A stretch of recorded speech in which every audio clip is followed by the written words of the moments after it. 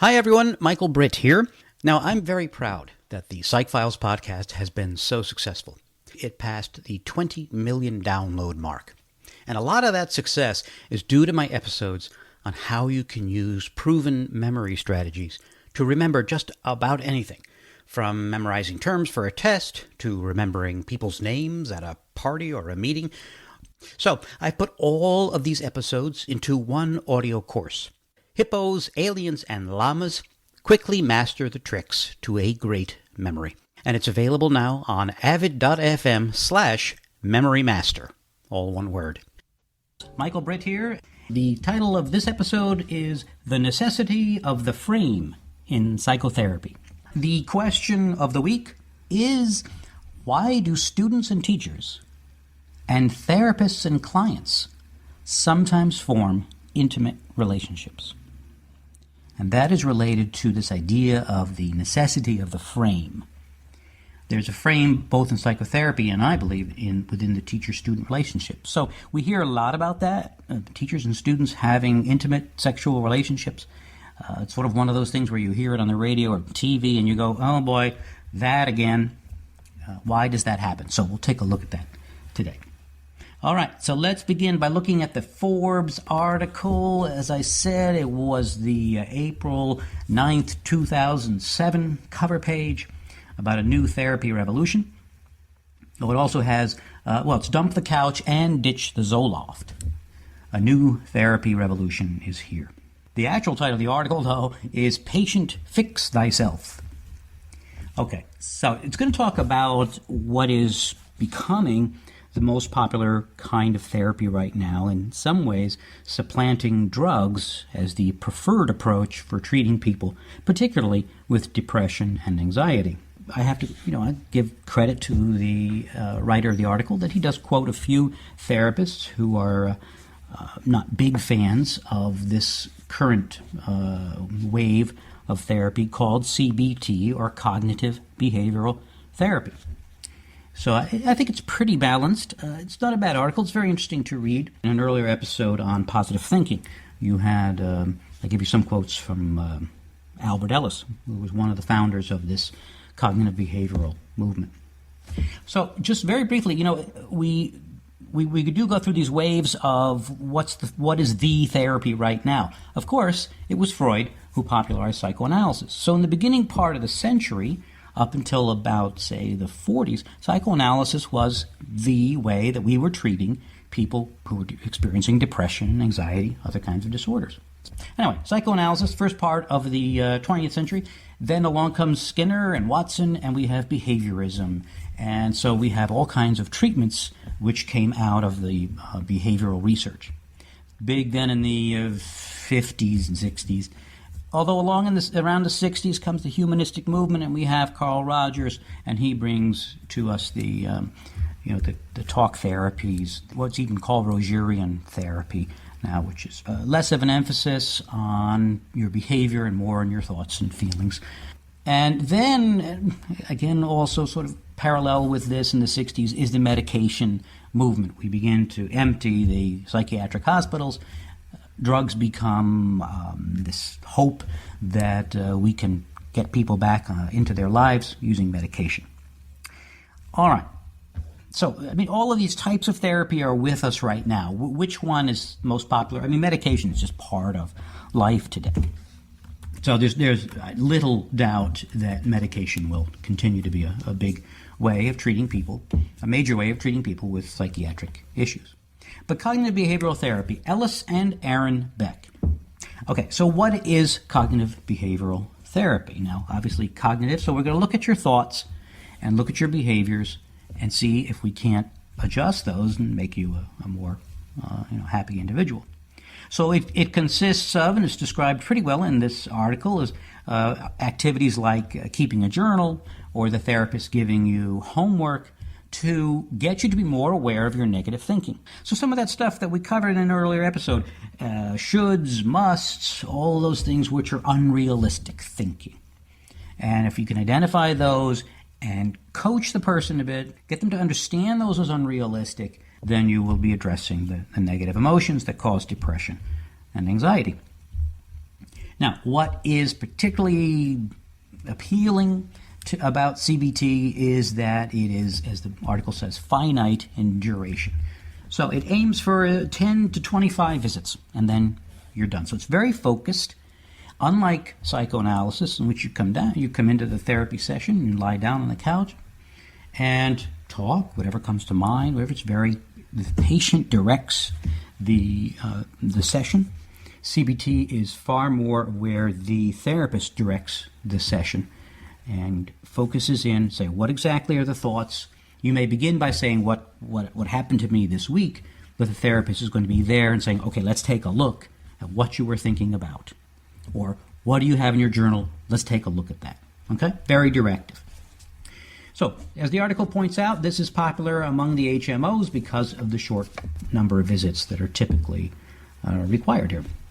They quote a good deal of research saying that CBT can be as effective as drugs in treating depression and anxiety. And I don't have all that research in front of me to look through that. I doubt that would be interesting to have you listen to. Okay, so CBT is popular. Maybe it's popular in part because it's effective. Maybe it's popular because of the HMOs. But there's an interesting quote at the end of the article from Bruce Wampold from the University of Wisconsin-Madison. And he says, it's somewhat in critique of CBT, it's the therapist that makes the difference, not a particular type of therapy. Okay, so that makes a good segue into what I wanted to talk about. Now, when you say that it's the therapist that makes the difference, it does make psychotherapy sound a bit like an art rather than a science, and I think it's complex for sure. What's the best kind of therapy? Well, it depends upon, first of all, depends upon what the problem is. What are the issues? Is it a severe kind of character disorder? Clearly, the young man who conducted the slayings at Virginia Tech has a characterological disorder. There's a serious disorder there. Others of us on the other side of the spectrum are what are often referred to as worried well, which means they were fine, but we do have occasional bouts of uncertainty and sadness. So where you belong in there, again, that could be a whole other episode on, well, these therapies are good for these kinds of things, these therapies are better for these kinds of things. So it's difficult to just say at any time, this is the therapy that's the best. Because of that, I'd like to give you some guidelines, some of my own thoughts, some experiences I've had in this field, although I am not a practicing psychotherapist. However, obviously I've had a great deal of exposure to them, studied them a great deal. I'm not really going to talk about the different kinds of psychotherapy. I want to give you these guidelines, share these with you by a psychotherapist whom I respect greatly, Robert Langs. He's written a number of books. Now, the book, as I say, the book I'm going to quote a little bit from is out of print, but still purchasable as a used book on Amazon. Now, just up front, I'll let you know that Langs is primarily psychoanalytic, sort of a derivative along the psychoanalytic lines. Why does he refer again and again to the frame? What is the frame? The frame are the boundaries of the relationship. Now, I think that there's an interesting analogy between a medical doctor and a psychotherapist. You have certain expectations of a medical doctor, and the medical doctor typically addresses only the physical aspects of your problem, although sometimes they might cross over and talk about the stress that you might be experiencing and how that's affecting your body. But typically, they stay pretty much in line, and you really know when a medical doctor is straying out of that line. They cross over the boundary of their relationship with you. There, the boundary is clear. In psychotherapy, it's difficult, and many people can become unaware that the frame, the need for these boundaries is just as great in psychotherapy as it is in the medical profession. But why is it so so mucky in psychotherapy? What's unique about the psychotherapeutic relationship, right? You picture that relationship. You're sitting in a chair. You probably aren't lying down, but you're lying down or you're sitting in a chair. Your therapist is sitting in a chair. You're talking. But what happens is two interesting phenomenon, which I have to say, Freud first delineated for us. He first identified and talked about them. And that's transference and countertransference. You hear about transference a lot. You don't hear enough about countertransference. And that's unfortunate. So I want to make sure that you get clear on both of those terms. Transference first. As you sit there and talk to your therapist, it is not unlike a child talking to a parent. And any kind of person who holds a authoritative relationship to us is one upon whom we are likely to transfer our feelings. So we transfer the feelings that we might have towards our parents or other significant others when we were young. We tend to transfer them toward the therapist. We also do it towards, for example, policemen. Right? Some people have inordinately strong feelings about people in authority. Where does that come from? Or you and your boss. You may, you don't want to admit to it, and it may not be really obvious to you, but people in these kinds of authoritative relationships to you somewhat recreate your feelings that you had towards your parents. So when you express those feelings towards your therapist, that's called transference. So, for example, if you are a person and you were abused by your parents when you were very young, you may, depends on how this goes, and there's no way to predict it exactly, but you may have some angry feelings towards the therapist. If you were neglected, you may want to feel special. And so you might talk about that with a therapist. Let's say I'm talking to you and you're the therapist, and I say to you that, you don't think I'm special patient to you. I'm just another patient to you. And so if I go on in that way, I'm treating you like a parent, and I'm saying to you things that I might think and feel towards my parent. That's the transference part. Now that's helpful to the therapist because they get some insight into who you are and what you're thinking and feeling. And if they use that information, they can help guide you with that.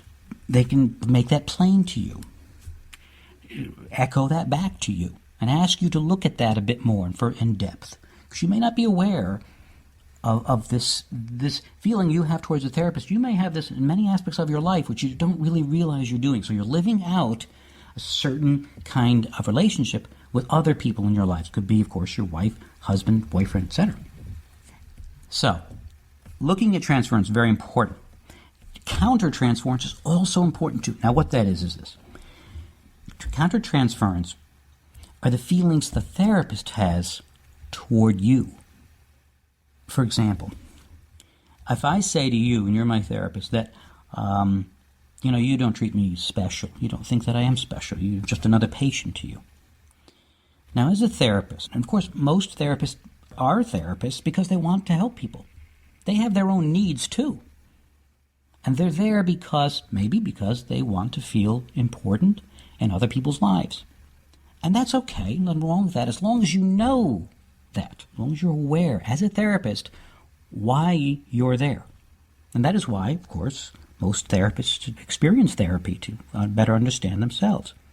But if you're sitting there as my therapist, and you're not aware that you have those needs, and I say to you that you don't treat me as special, and you come back and say to me, let's say you feel badly about that, and you say, no, you are a special patient to me. You're a very, very special guy. Well, that's not helpful to me. You're really saying that because you need me to like you.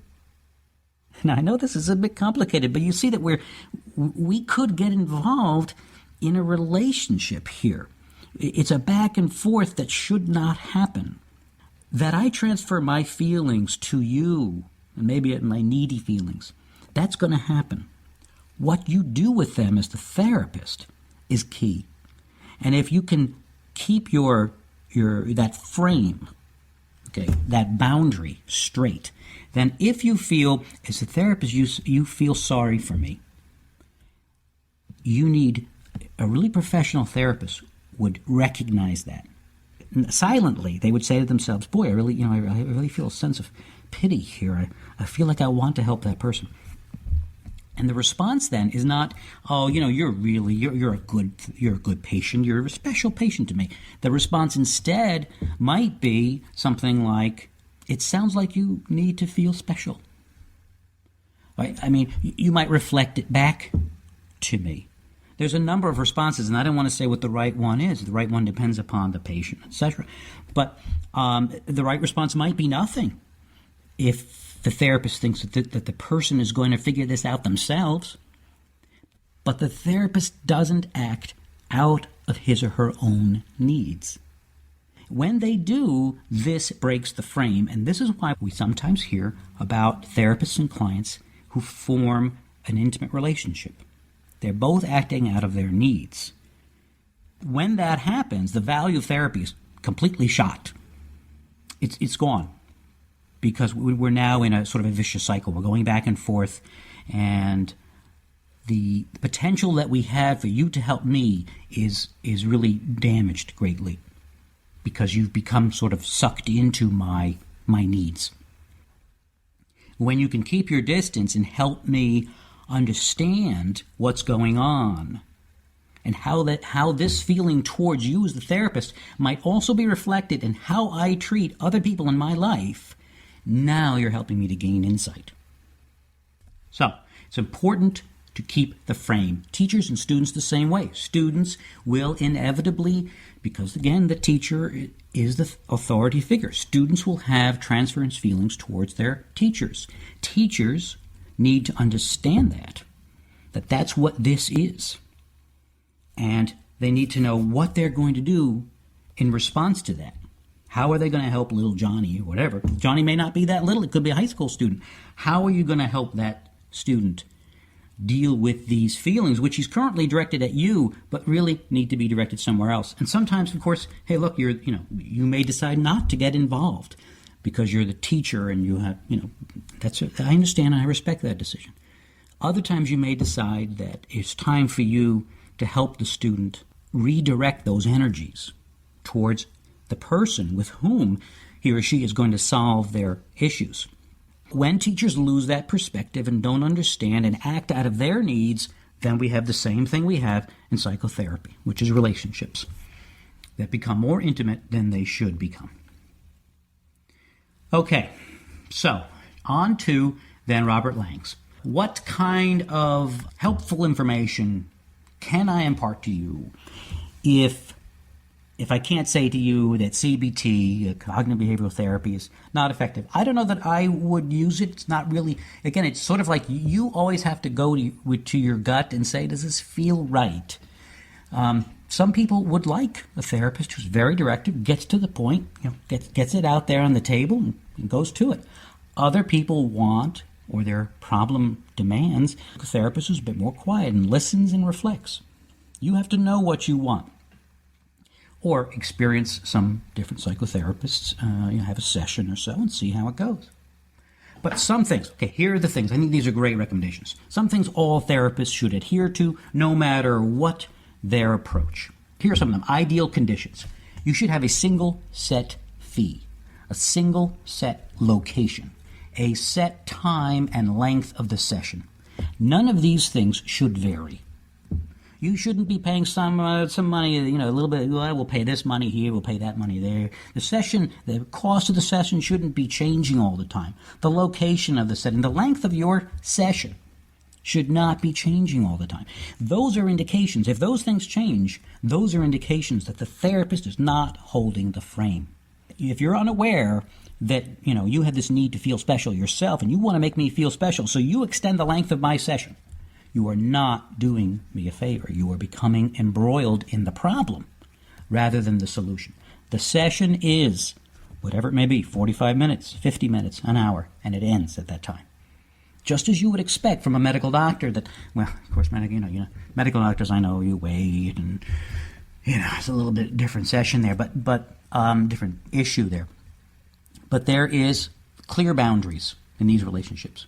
The therapist should have relative anonymity. The therapist shouldn't be talking about themselves. They shouldn't be, divulging to you personal issues about their lives. right? So there's total privacy and confidentiality. You really shouldn't know a lot about the therapist, and we'll get into that in a second. Okay, referrals. What are good ways to get referrals? Your local medical society, mental health association, a recommendation from a friend who is a psychiatrist, not to see the friend, by the way, but a psychiatrist or psychologist, social worker, mental health worker, who can recommend someone that they feel is good.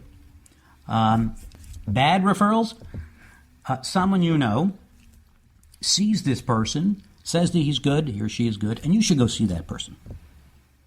Now, tell me how comfortable you're going to feel. Even if, it's just difficult. It's a little bit muddy. Should you see the same therapist that your friend is seeing? Well, if the therapist holds the frame, then it can be okay. It's up to you whether you feel comfortable with that. It can be a bit, it's a little mucky there. It can be anyway. Other bad referrals. The therapist is a friend or used to be a friend of the family. It's not so good, right? The therapist is the wife or husband of one of your friends. Now you're getting into real gray territory, and you're just not going to feel what you need to have. You need to have a setting, the therapist's office, within which you can feel that you can say whatever you want to say. Okay, so you go to meet the therapist. Good things that could happen. The person's listening, right? They're concerned. They don't say anything about themselves of a personal nature. There's no physical contact aside from an initial and a concluding handshake. Now, some people would disagree with me there and say, well, hugging, etc. But, I'm going to stick with my line that I'm not comfortable with that. I think a handshake, I don't care what gender each one of you are. Handshake is the way to begin and end a professional relationship. And at the end of your first session, the therapist should set the ground rules. When would you meet? How much would it cost? How long are the sessions? All the things we talked about before. So, bad kinds of first interactions, physical, demonstrative, hugging, holding your hand. Obviously, some things are obvious. If the person comes on to you sexually, well, you know that that's non-professional. Right?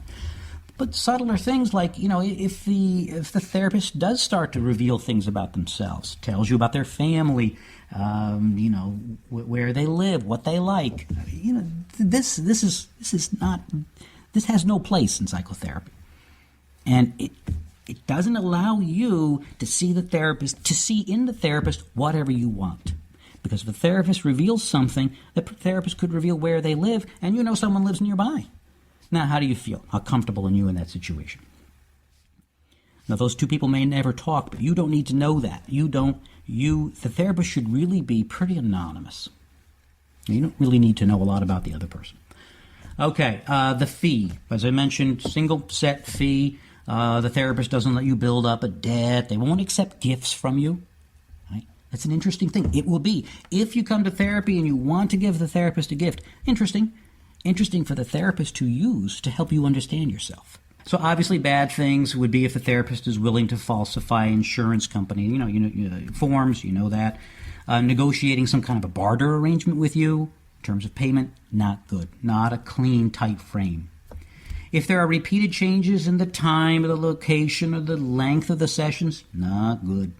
Okay? Starting late because if your session starts late because the other session went a little longer, I don't know. I'm a little uncomfortable with that. So why is the therapist bending some of these rules here for other patients? It's questionable. And if the therapist lets you stay past your time, not good. Not good. So as far as treatment is concerned, treatment, of course, varies. It could be, very, very much of what we've talked about in terms of CBT. A lot of discussion about your thinking patterns and how realistic they are, or it could be about talking about your past, right? So if it feels okay, makes sense to you, you understand what's going on here, then that you have to be the best judge of that. As long as it's a professional relationship, then keep in touch with your gut feelings. But in general, you should be doing most of the talking in a therapy session. Bad stuff would be if the therapist keeps directing you to talk about certain things, like maybe your sex life or your marriage. Now, again, see, so some might say, well, if the problem is there, then shouldn't you be directed to talk there? Okay, that's possible. But if you sense that your therapist has a certain, why are they harping on a certain thing? Stay in touch with your gut as to whether you think that person is that obsessed with talking about that thing. It's more important to the therapist than it is to you. Stay in touch with your gut on that. If the other person keeps telling you what you should do with your life, or if the person says, hey, if I were you, I'd do this. That's why I don't like, I enjoyed watching Frasier for years. I thought it was a funny comedy and well written. But I didn't like a lot of how I saw psychotherapy being portrayed there. I think it was portrayed mostly that way because we like to think it's part of this process. We like to think of therapists as human beings. Okay, yeah, I understand that. So I found it was kind of funny, but it's not. But I think that Frasier broke a lot of the frame rules, but it's fictional, right? But anyway, obviously, if the therapist makes you feel guilty, that's interesting, right? The therapist makes you feel guilty. That shouldn't happen. And this is again, this I guess is my point about how this is different from the medical profession. You wouldn't get into this kind of stuff. Probably wouldn't happen. I mean, your medical doctor might say, "Hey, look, you need to lose some weight." That might make you feel a little bad, or you need to stop smoking or something. But that's different than this, right? If your therapist, your psychotherapist, is making you feel guilty about you not having done some things, something just doesn't feel right about that. Unconditional positive regard was one of the tenets of Rogerian therapy, and it has a place. It's a strong place in psychotherapy. All right, finally, termination, ending therapy. A good way to end therapy is when you feel like you've reached a new level of insight and understanding, and your symptoms are largely resolved. Don't expect to come out of it like taking any kind of medication. Don't expect that it's going to just give you rose-colored contact lenses or something. You're not going to come out of psychotherapy feeling extraordinarily changed. I mean, it's going to give you some insights. Changing the direction of your life is something that you'll be doing. It is the path of your life. It is not something that happens in some miraculous way and it's over and it's done and now your new life starts. You will gain insight. You will use that as tools to improve your life. All right. So it seems like time to end therapy. So ideally, you and the therapist set a specific date, and you say, okay, well, you bring it up, and the therapist and you decide that after maybe 2 more sessions, the therapy will end. And it does end. Okay, and up to the ending, all of these rules are maintained. Up until the last session, the sessions shouldn't get longer. That shouldn't be happening. The frame is never broken. And once the therapy is over, you should not be seeing that therapist. Unless at some later point you feel that it's time to come back. That's a different thing. But seeing that person in a social context is what I mean. Okay. Now, try to avoid impulsively stopping therapy. If this is it, I'm done. That's not so good for you. You may be trying to avoid something there. And if the therapist just says, okay, it's fine. Well, at least let the therapist, that's not so good. On the other hand, you don't want the therapist to badger you to continue in therapy if you've said that it's time to stop. If the therapist says, hey, look, I think you need more help, or the therapist says, you're going to be sorry about this. All of those, even those ways of talking aren't good. Therapist respects you. If you want to stop, it's prudent to have a session or 2 to just wrap things up. And then that is a good way to end. Okay. So those are the guidelines that Langs gives. I will have links to Langs. I don't know him personally and not, obviously not making any kind of money from this endorsement. I just happen to have read a few of his books and respect him. And I think these guidelines, because I taught psychology for many years, and students would ask about therapy. And I felt prudent of me not to say, well, look, I think this is the best. Okay, well, that's it for today. Thanks so much, and we'll see you next time on the Psych Files.